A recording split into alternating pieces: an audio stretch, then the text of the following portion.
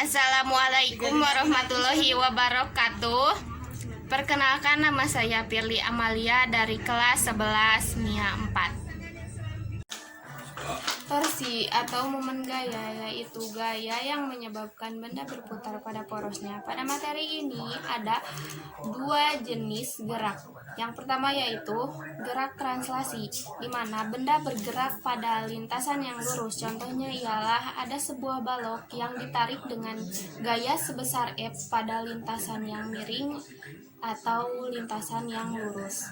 Lalu yang kedua ialah gerak rotasi, di mana gerak ini yaitu yang menyebabkan benda berputar pada porosnya. Di kehidupan sehari-hari dapat kita lihat contohnya yaitu seperti roda.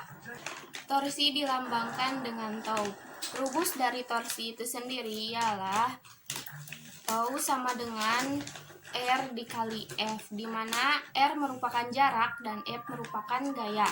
Torsi juga memiliki arah serta besar. Besarnya torsi dipengaruhi oleh jarak dan dipengaruhi juga oleh arah. Arah torsi juga bisa ditunjukkan dengan kaidah tangan kanan, di mana saat kalian melihat tangan kanan kalian, di mana ibu jari kalian menentukan arah torsi, sedangkan keempat jari kalian menentukan gaya yang akan bekerja. Selanjutnya ada momen inersia, di mana momen inersia ini menunjukkan kelebaman sebuah benda.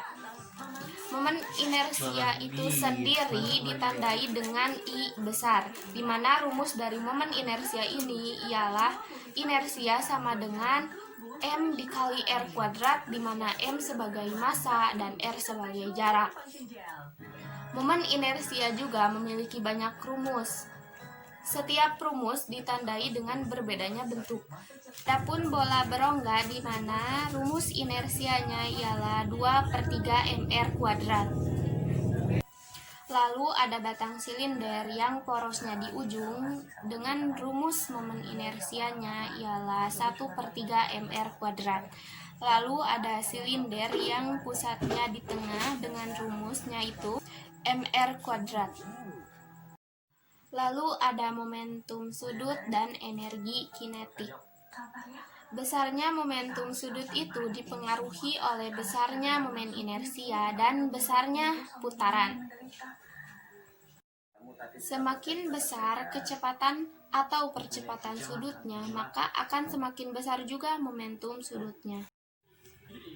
Selanjutnya ada dinamika rotasi, di mana dinamika rotasi ini menggunakan aplikasi hukum 2 Newton.